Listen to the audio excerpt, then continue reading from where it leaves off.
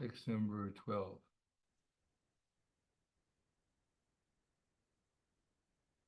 So let's begin by offering our obeisances to Srila Prabhupada. Namo Vishnu Vidaya Krishna Prasthaya Bhute Srimate Bhaktivedanta Swami Namane Namaste Saraswati Deve Gauravani Vicharane Nirvishesha Shunyavadi Paskatyade Sadharane. This is chapter 9, the most confidential knowledge, text number 12. Mogaisha Moga Karmano Moga Gyana Vichetasaha Akshasim Asarim Chaiva Prakritim Mohinim Tritaha. Translation and purport by His Divine Grace A.C. Bhaktivedanta Swami Srila Prabhupada. Those who are bewildered or attracted by demoniac and atheistic views, in that deluded condition, their hopes for liberation, their fruitive activities, and their culture of knowledge are all defeated. Purport. There are many devotees who assume themselves to be in Krishna consciousness and devotional service, but at heart do not accept the Supreme Personality of Godhead, Krishna, as the absolute truth. For them, the fruit of devotional service, going back to Godhead, will never be tasted. Similarly, those who are engaged in fruitive pious activities and are ultimately hoping to be liberated from this material entanglement will never be successful either, because they deride the Supreme Personality of Godhead, Krishna. In other words, persons who mock Krishna are to be understood to be demoniac or atheistic. Described in the 7th chapter of the Bhagavad Gita, such demoniac miscreants never surrendered to Krishna. Therefore, the mental speculations to arrive at the absolute truth bring them to the false conclusion that the ordinary living entity and Krishna are one and the same. With such a false conviction, they think that the body of any human being is now simply covered by material nature, and that as soon as one is liberated from this material body, there is no difference between God and himself. This attempt to become one with Krishna would be baffled because of delusion. Such atheist and demoniac cultivation of spiritual knowledge is always futile. That is the indication of this verse. For such persons, cultivation of knowledge in the Vedic literature, like the Vedanta Sutra and the Upanishads, is always baffled. It is a great offense, therefore, to consider Krishna, the Supreme Personality of Godhead, to be an ordinary man. Those who do so are certainly deluded, because they cannot understand the eternal form of Krishna. The Brihad Vishnu Smriti clearly states, Yo veti vodikam deham Krishnasya paramatmanaha sarvasmad vahiskarya shrota smarta vidanataha muktam tasya valokyapi sat jailam snanam acharet. One who considers the body of Krishna to be material should be driven out of all rituals and activities of the Shruti and Smriti. And if by chance one sees his face, one should at once take bath in the Ganges to rid himself of the affection. People jeer at Krishna because they are envious of the Supreme Personality of Godhead. Their destiny is certainly to take birth after birth in the species of atheistic and demoniac life. Perpetually, their real knowledge will remain under delusion, and gradually they will regress to the darkest region of creation.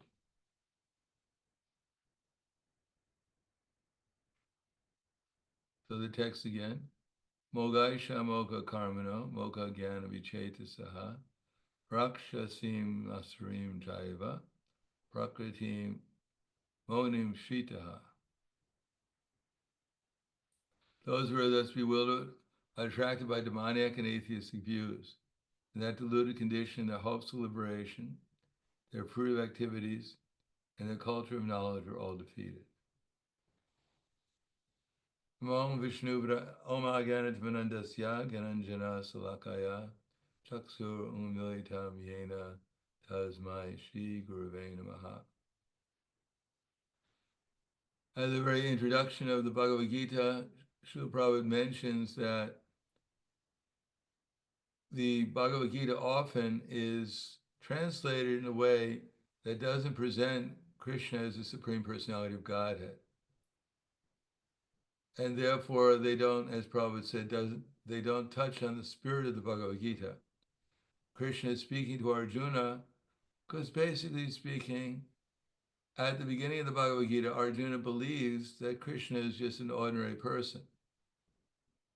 At least that's the illusion that Arjuna was put into. And therefore, he was willing to argue with Krishna over the scripture. He was faced with the unpleasant situation where he had to kill his own relatives in a battle, and therefore Arjuna had lost his will to do so. But in the background, Krishna had arranged the battlefield, Kurukshetra. It just didn't happen by accident. It happened on purpose by Krishna's desire. And therefore Arjuna was actually going to, or proposing, that he should oppose Krishna's desire. In other words, although he knew that Duryodhana was not the best leader, and that the fight was against Yudhisthira, an unfair fight, because the Pandavas were cheated out of their kingdom by Duryodhana. They were put into exile, and the exile had a certain number of years, and they were scheduled to come back to their somewhere. But Duryodhana would not give them even enough land to put 5 pins into. Therefore, he was clearly not only a cheater, but he was a demon. Because he did not follow even the rules and regulations of a proper Kshatriya. Therefore, Krishna wanted the fight, because although Duryodhana, from the point of view of properly managing the kingdom, he did a good job. There was no complaints. From the material point of view, the rain was coming, the food was coming, the air was clean. Everything was, from the material point of view, quite satisfactory in the kingdom. But he was a demon, so ultimately, those who had taken birth in his kingdom were not being encouraged to become conscious of Krishna. Therefore, Krishna, in the beginning of this chapter, says, Idam tu te guyatamam pravaksham anushuyave. That I'm going to explain to you this 9th chapter, because anusuyave, because you're not envious of me. Now, Krishna happens to be the Supreme Personality of Godhead according to the Bhagavad Gita, and according to Prabhupada's purport. If one wants to derive any benefit from reading the Bhagavad Gita, then at least theoretically, one should accept Krishna as the Supreme Personality of Godhead. Not to blindly accept, nor blind reject. To give reception or a reception, and see whether or not the doubts that we have, and indeed Krishna covers many doubts in the Bhagavad Gita, about his being the Supreme Personality of Godhead. Now, if we're not aware of what doubts we have, Krishna covers probably most of them if we read Bhagavad Gita. But then we have to read it consciously with the idea that maybe I do have some doubts about Krishna.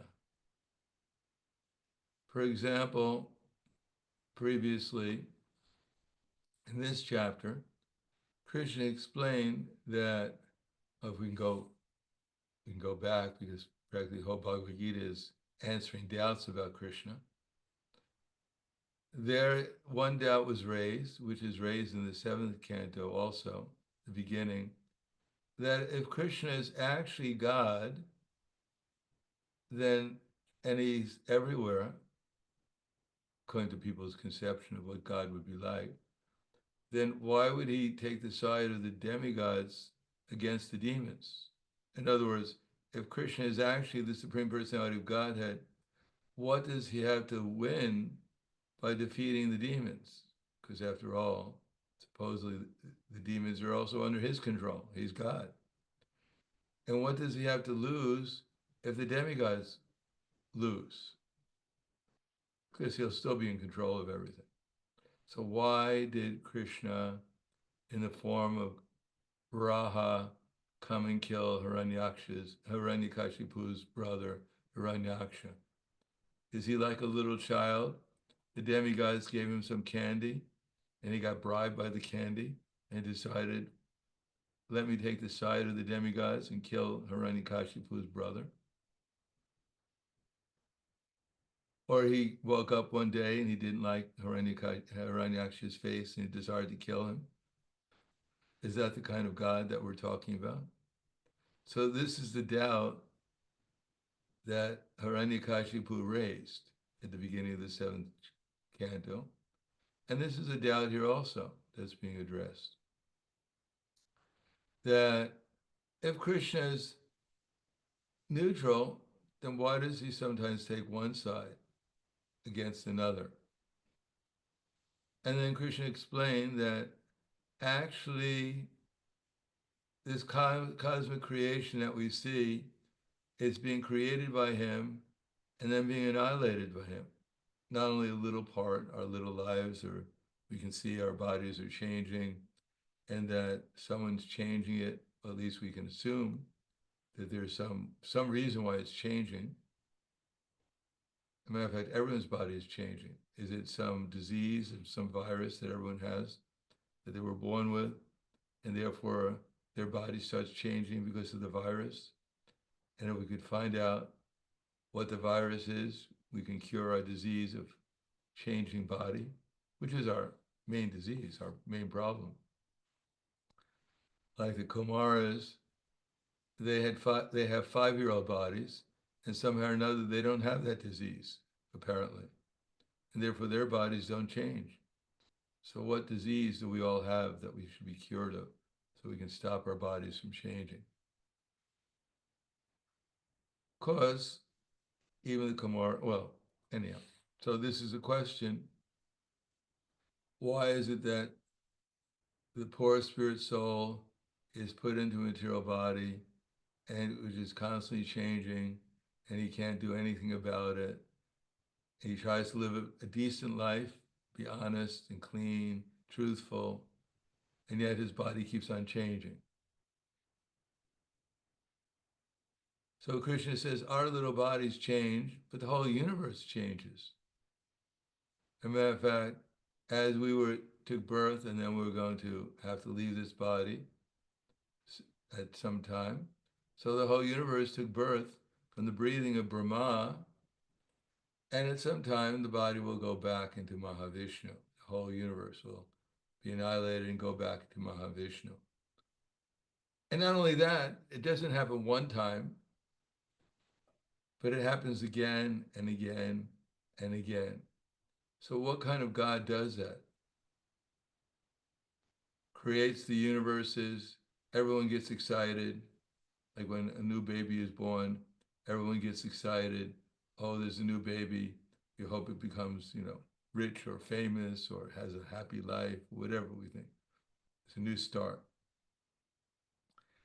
And then after some years, we find out that little baby, which was so cute, so innocent, becomes a juvenile delinquent, robs banks, and disappoints his parents. Or even it has a nice life and is honest and clean, truthful, and productive, but then he dies anyhow, or she dies anyhow. And no one knows where they went to. All the investment we put into that little baby is all lost when they disappear, one way or another.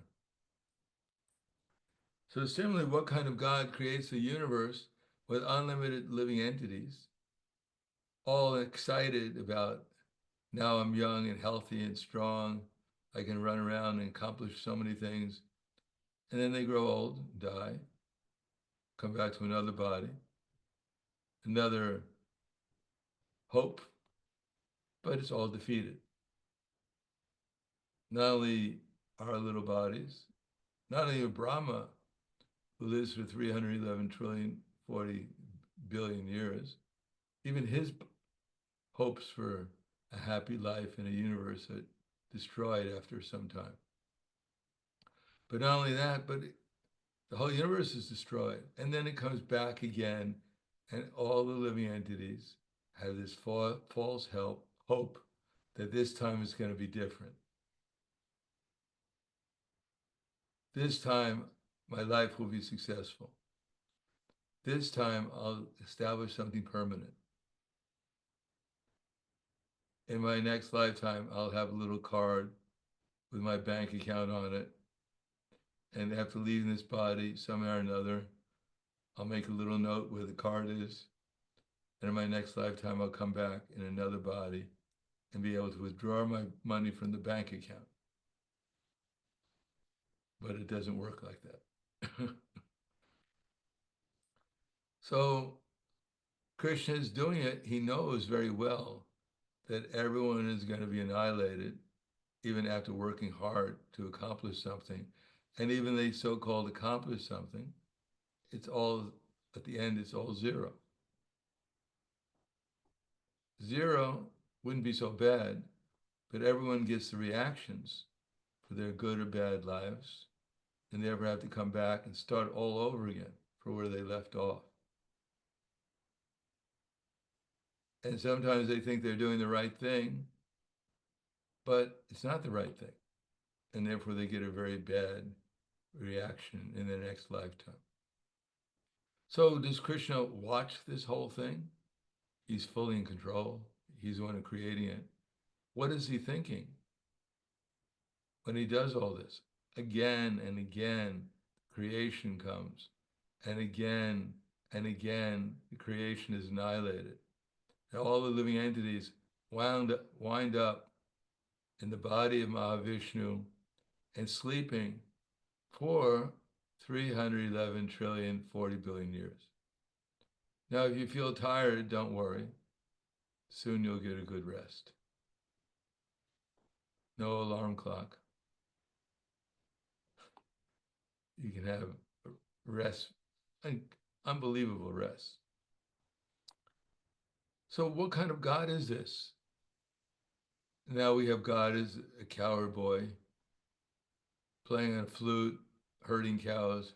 But what lurks in his mind? What he puts all these living entities in these universes and watch them suffer, or watch them trying to become happy, have a decent family, work hard, pay their taxes, and then he kills them, he annihilates them.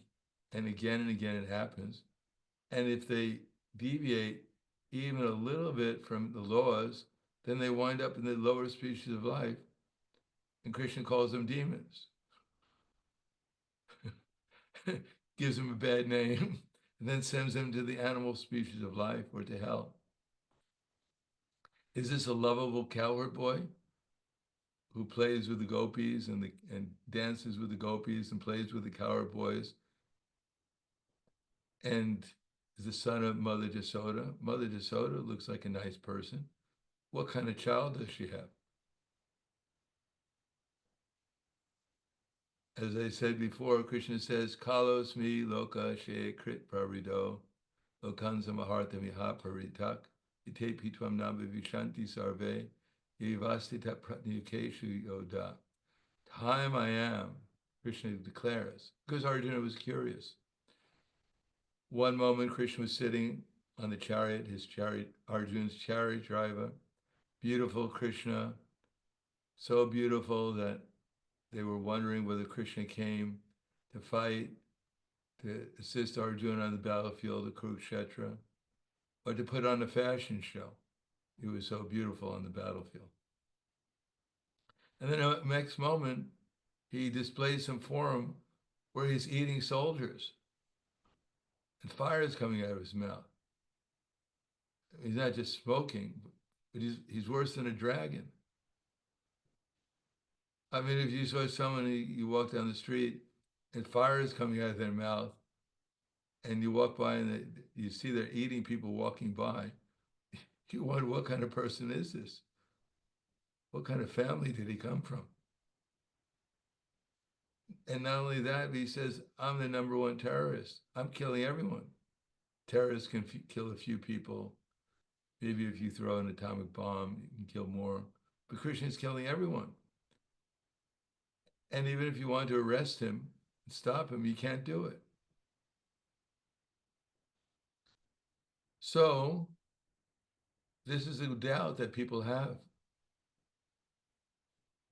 The typical doubt comes when someone goes to their priest or rabbi, or someone says, my dear rabbi, why is it that a little baby was just born and somehow or another it dies immediately? What kind of sin did it commit? What did it do wrong? Why would God do this if he was in control? This little innocent baby didn't say a bad word to anyone. Maybe even the parents were vegetarians, but definitely didn't eat meat, but it died. Why did God kill him? Why didn't he save this little innocent baby? And indeed, well, in the Bible, for instance, that question was asked. But of course, even those who read the Bible sometimes miss it or ignore it.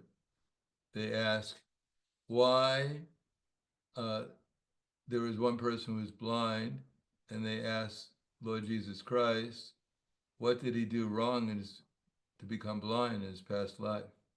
So somehow or another, whoever decided to take reincarnation out of the Bible missed that one.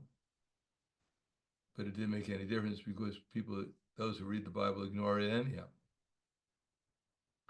In other words, they don't believe in reincarnation, many religions. They don't believe in karma. And different parts of the philosophy that Krishna expresses in Bhagavad Gita. Therefore, when Krishna says, Nachama tani karmani, dibananti dhananjaya, udasinadvat asinam asaktam teshu karmasu, that all this work meaning what Krishna has described as his creation, his maintenance, and his annihilation of unlimited universes, it doesn't bind Krishna. Just like a spider. Now, a spider is on its web and quite comfortable. We never see a spider caught on its own web. But when a fly comes on the web, it's not so comfortable. It can't get off the web. So the spider, in spite of the fact that because he's a creator, and for other reasons, is not at all attached to the web, but anything, including ourselves, if we touch the web, we become attached to it. Similarly, the living entities come to the material world, the spiritual souls, and under the laws of material nature, if they become attached to this idea that they're either the controller or the enjoyer or the savior of others in the material world, they become attached to the material world.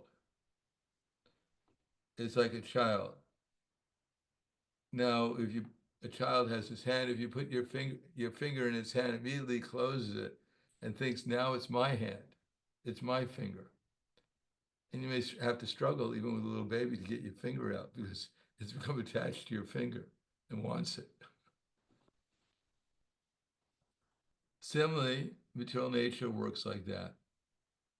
We become attached to the idea that I'm either the controller or the enjoyer, or I'm the savior.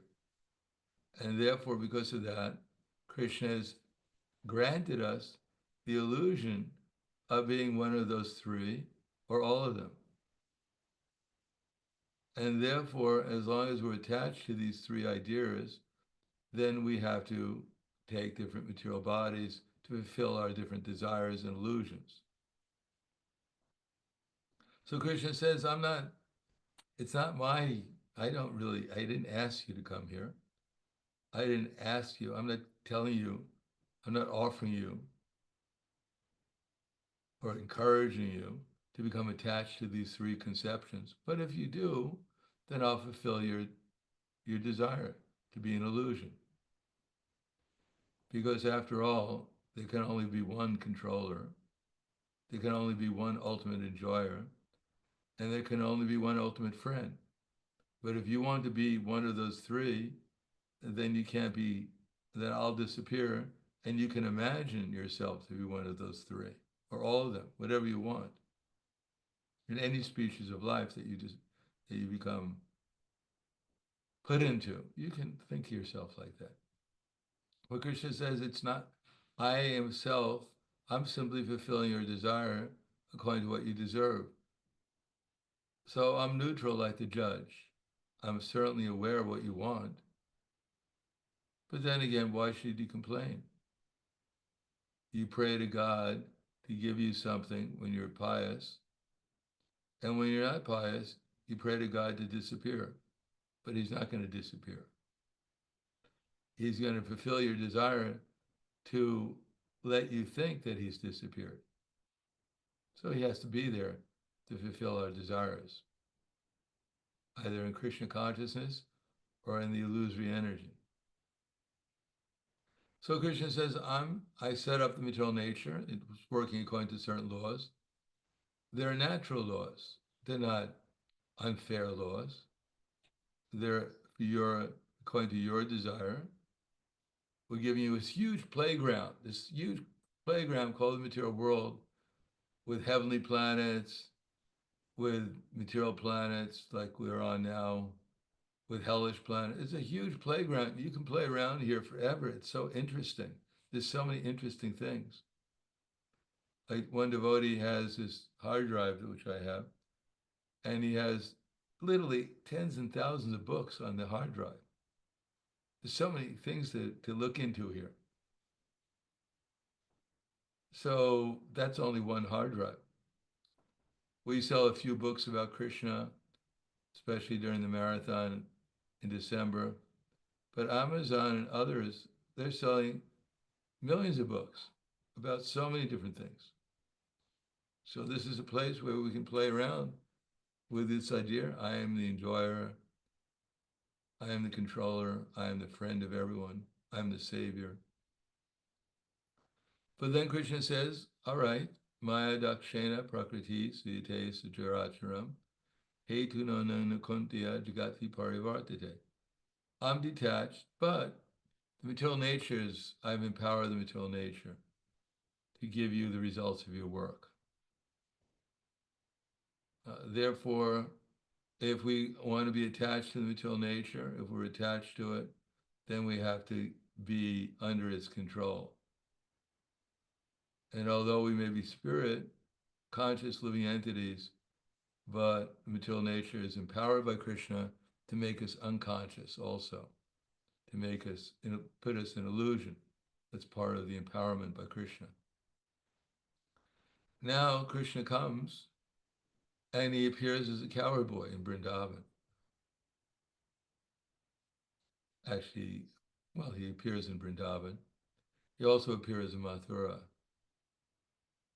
in the prison of Kamsa.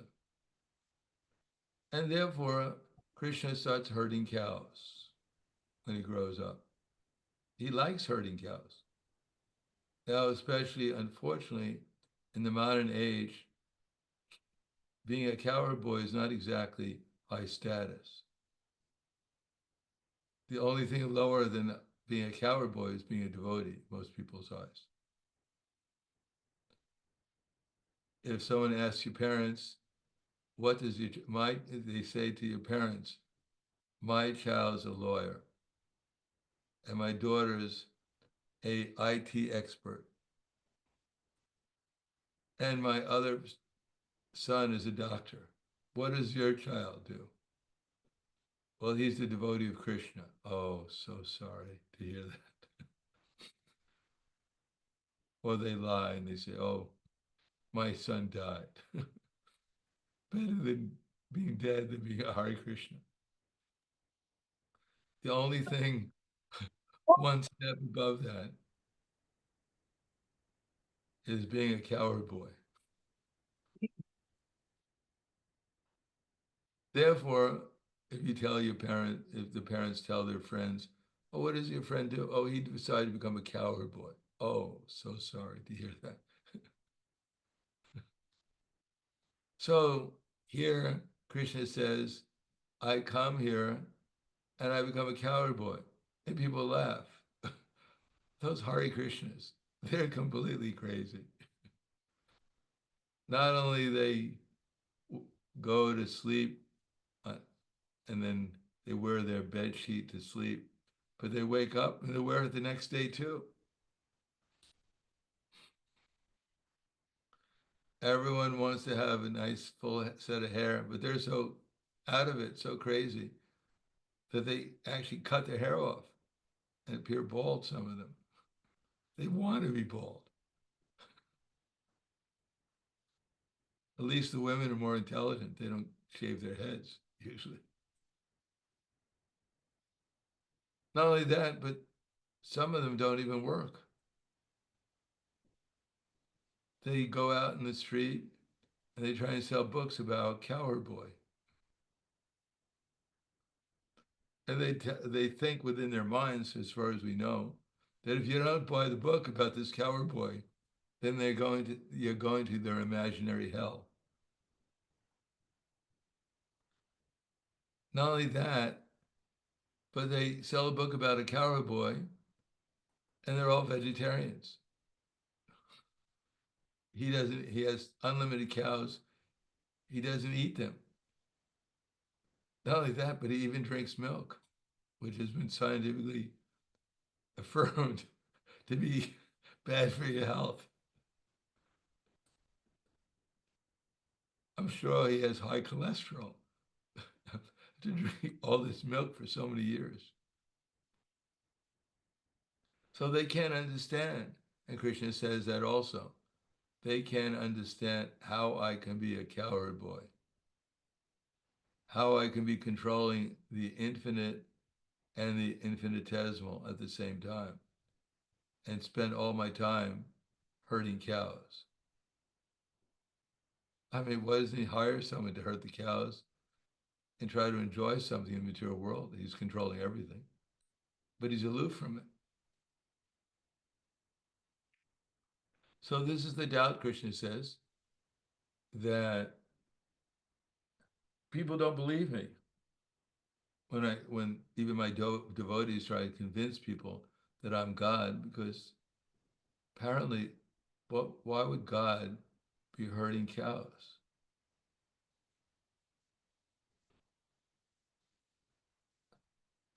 Therefore, he says that actually this conception is all wrong, and that those who have that conception who start with the idea, which we've developed quite nicely in our modern society, that we've actually made advancement by technology and industrialization and making everything complicated to the point that we can't understand anymore. We have no time to understand. We're not even this body. Instead of living simply and maintaining the material body, we're made everything so complicated that we have no time to find out about ourselves, about what this world creation was meant for. And therefore, when Krishna reveals that the purpose of life is not to make everything complicated, but loving exchanges between the Supreme and his devotees, it's beyond people's conception. Number one, because they've been taught since the beginning of their lives that they potentially could become the greatest. That especially was fostered in the minds of people in America, where they had this heroes such as Abraham Lincoln, who was born in a log cabin. So log cabins right now, if you're born in a log cabin, you consider to be quite unfortunate. The parents were failures. Practically Aborigines. But he became the president of the United States. He became, quote, successful, the leader, the controller, the enjoyer, the friend of everyone. He made it. So the idea that everyone has the potential to become better than they are now, to become the controller, become the enjoyer, become the friend of everyone, liberate the black people, liberate the white people, liberate the men, let them become women, liberate the women, let them become men. You have the potential, you can do it. So the idea that there is a person who's categorically and eternally the supreme goes against the entire educational system in modern society. It's considered to be not a radical idea, but a potentially a depressing, limiting, frustrating, or even only fanatical religionists would even dare to put forward such an idea that such a person exists, limiting everyone's potential, everyone's future, everyone's success in life, everything our societies stand for. And therefore, many people immediately, without question, reject if we told them that God is a coward boy. So Prabhupada never said that at the beginning of his preaching. He talked about as people would accept the force, God is the force, or God is love, something which would not interfere with our material illusions. The God is kind of harmless person, and sometimes he takes the part of a coward boy, harmless. You don't have to worry about him. He drinks milk, but anyhow, it's not homogenized, it's not pasteurized, so it's not so bad. Indeed, even when Gopkumara went to Vaikuntha, Gopkumara was a devotee is a devotee of Krishna, and he traveled throughout the universe. And eventually he got to Vaikuntha, and there he saw Lord Narayan. But Lord Narayan in Vaikuntha is worshipped with awe and reverence.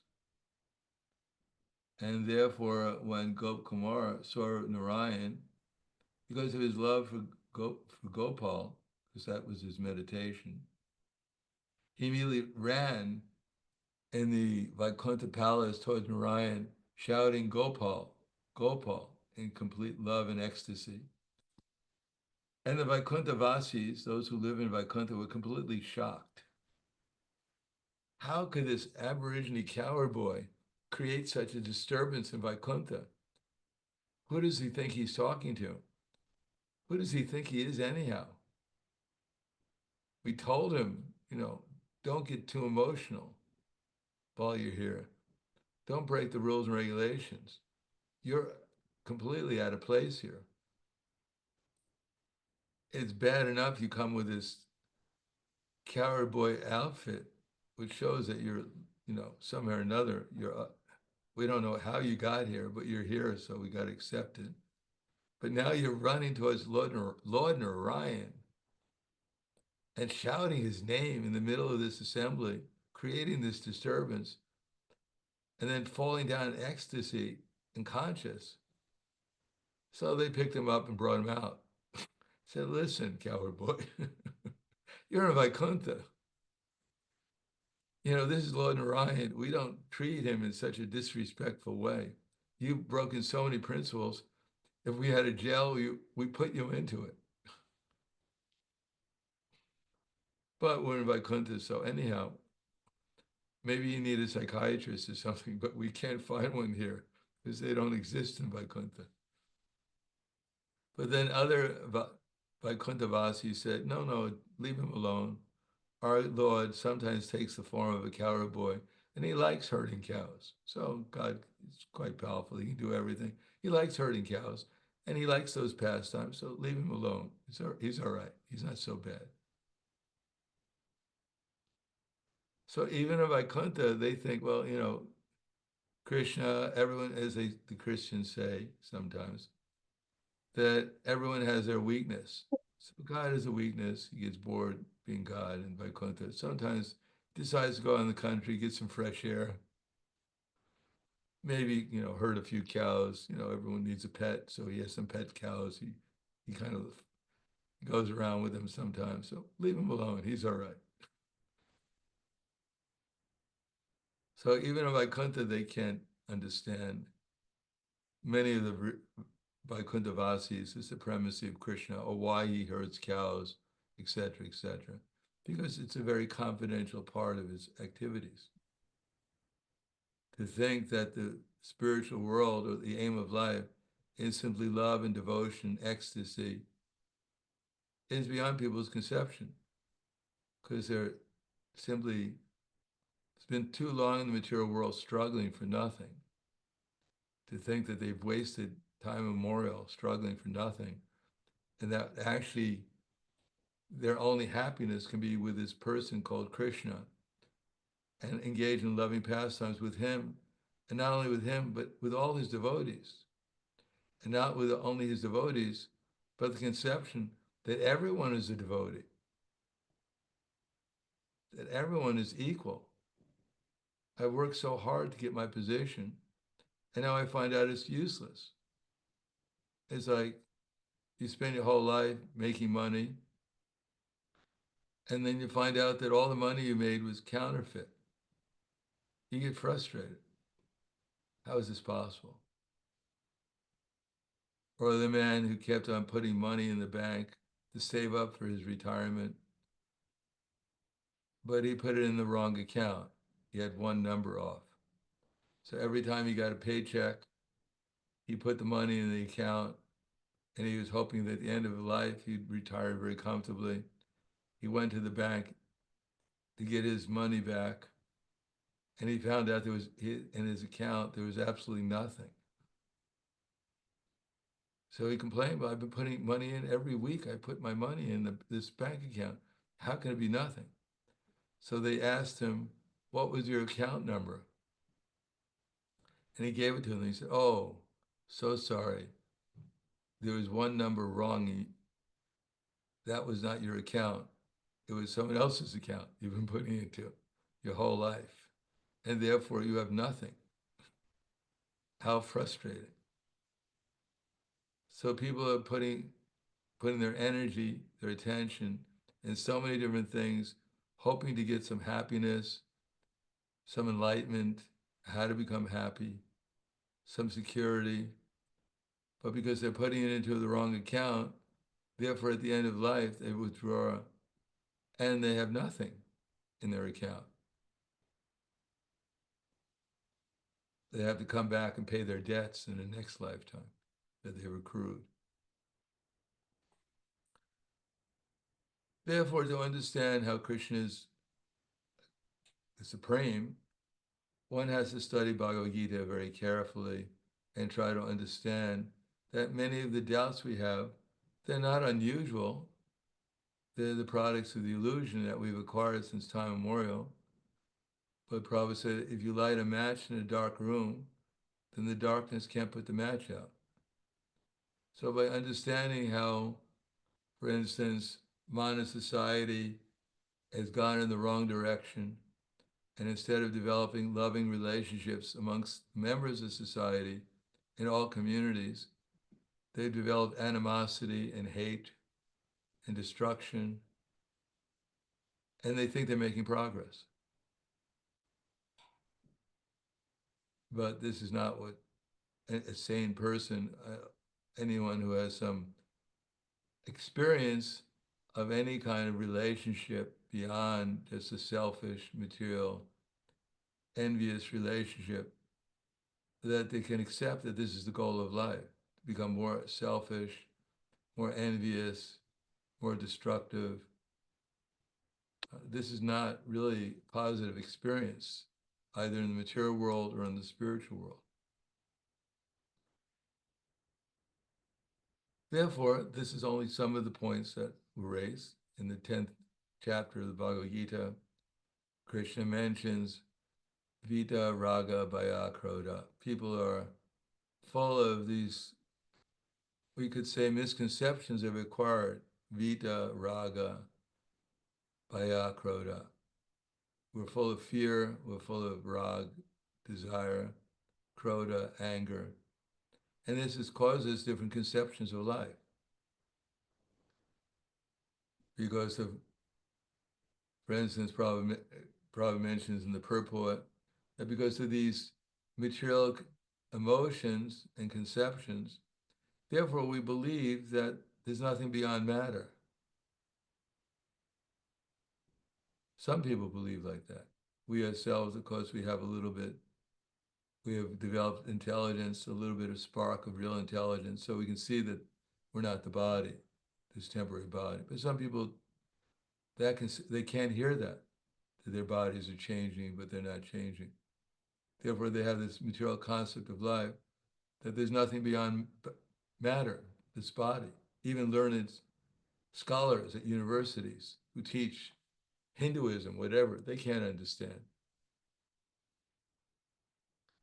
As Prabhupada was talking to one professor at a university, and the professor, he was a professor of Hinduism, and he asked Srila Prabhupada, Prabhupada said, well, what do you teach? He said, I'm a professor at a university of Hinduism, a very prestigious college. So Prabhupada said, do you have any questions? So the man said, Swamiji, could you tell me what is Hinduism? Prabhupada said, you're a professor of Hinduism and you're asking me what the definition of Hinduism is? So Prabhupada turned to his disciple, Swarup Damodar, who's PhD in chemistry, and said, Swarup Damodar, this man is a professor at a big university of and he's teaching Hinduism, and he's asking me, what is the definition of Hinduism? What do you call that? So Swarup Damodar Prabhu at that time said, Prabhupada, he's a cheater, Prabhupada. He's a cheater. So people are taking the position of being scholars. They don't even know they're not their body. They're in such ignorance. They cannot understand how the body changes, but they're not changing. And they still think they're learned. Now, on the other hand, Krishna also says, not only people have this conception of life, that they're not their body, but some people have the conception that they are souls. But the soul,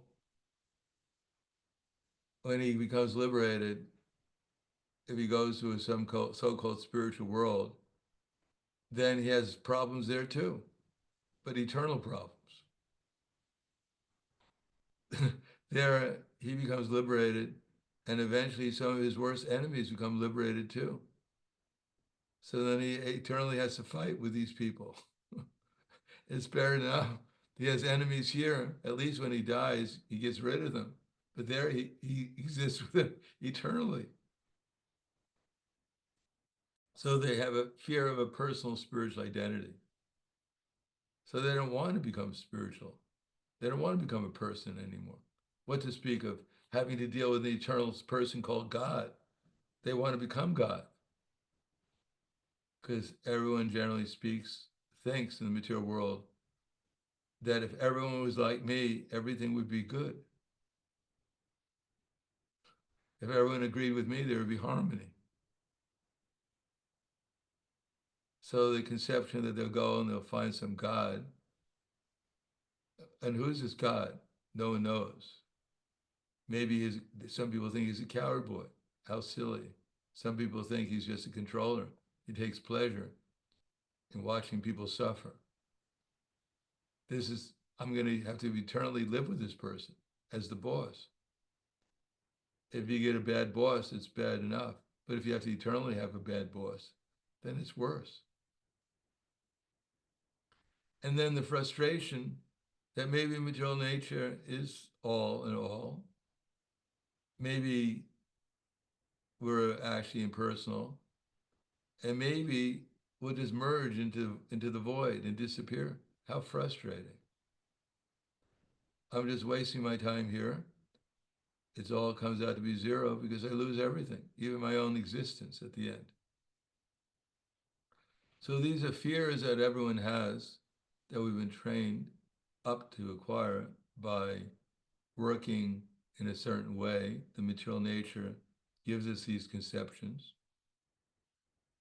such as materialism, impersonalism, voidism, but only by devotional service can gradually these things become clarified when we actually experience, understand, and then experience the actual nature of Krishna.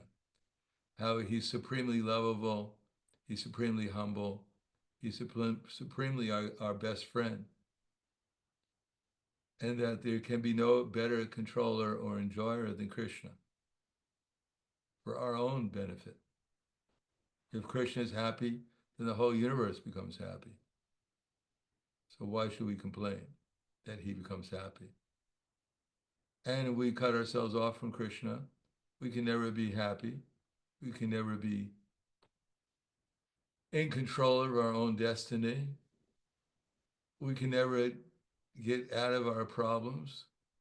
And everything we think we know, apart from what Krishna tells us, is just illusion. And therefore it's ultimately not only beneficial, but also detrimental for our own interest. So Krishna is explaining that here. People who are envious of Krishna will not appreciate this very much. It seems that Krishna has a bigger ego than anyone else. But those who can understand this will appreciate that Krishna actually doesn't want people to become lost in their demoniac and atheistic views and think that they're going to accomplish anything beneficial for themselves or anyone else here. So I'll stop there. Thank you. Any questions or comments?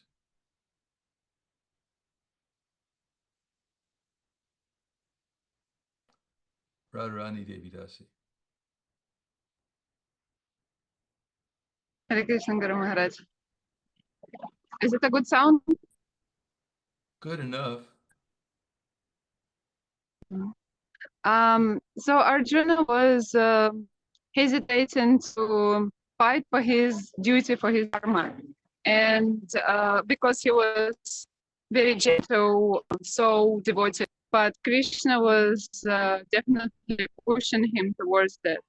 So in our society, in Krishna conscious society, we also have often some very soft-hearted devotees who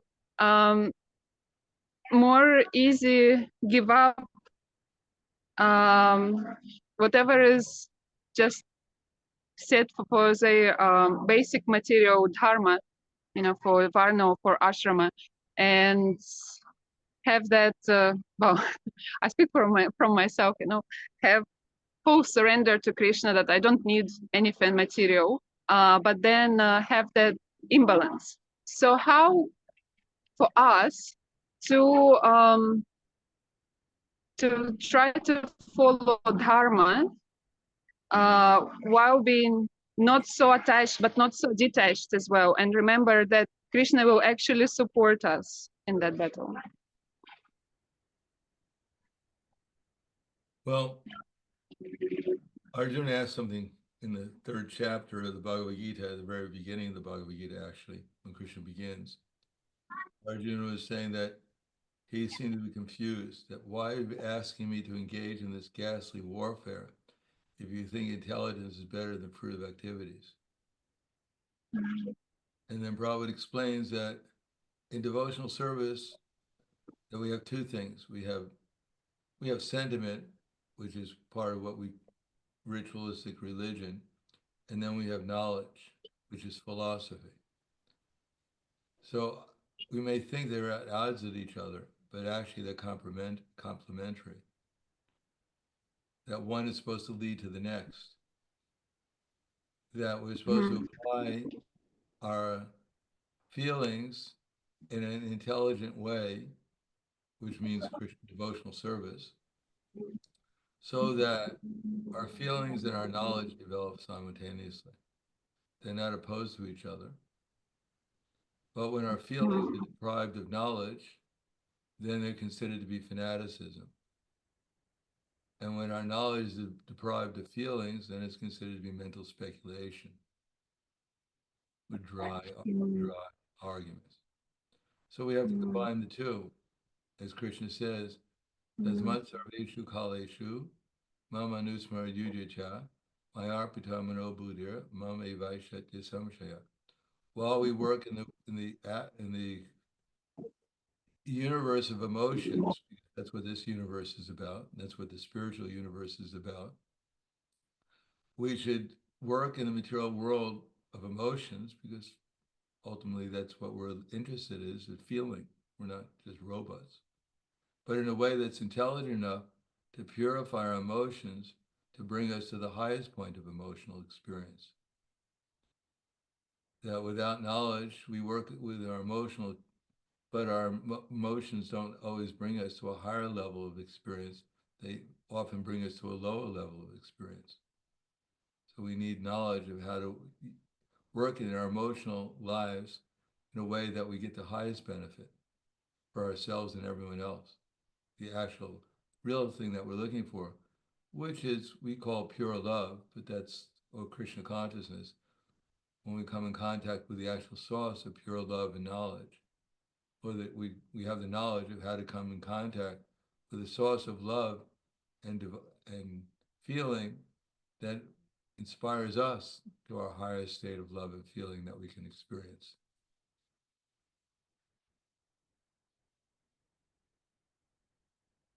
So by practicing balancing the knowledge and the sentiment, that's how we get more in touch with what we should be doing and if we are on the right track.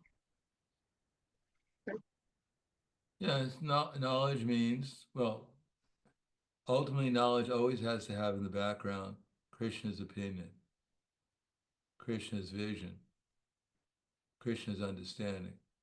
And then when we work with that knowledge and use our feelings and sentiments, our service, our activities, because our activities come from our feelings and our knowledge, in a way that's actually in line and harmony with Krishna's desires, either in the varnashram system or in pure devotional service, then the result is that Krishna will purify us by his presence, and then our normal state of feelings and understanding will come out so that we can relate to Krishna and relate to everyone else, all living entities, in our highest state of the purest state of our feelings and knowledge.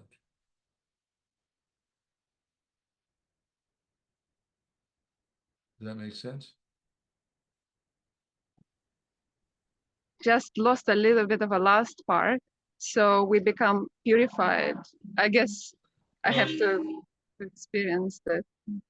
Well, when the spark is the fire, when we're associating with Krishna, we're relying on Krishna, and then Krishna reveals to us not just philosophy and but actually experience what real knowledge is, and then we see everyone as our eternal part of the same spiritual family, and that as Krishna loves everyone, we actually love everyone also, and act only for their benefit, rather than for a more restricted, selfish benefit that we see when we identify ourselves with our gross and subtle bodies. Then we get the highest benefit of what we're doing, our real selves, our benefit. Thank you, Guru Maharaj. Yes. Understood. Anything else? Okay. Thank you very much. Grantaraj Srimad Bhagavad Gita ki jai, Srila Prabhupada ki jai, Gaur Premanande Haribol.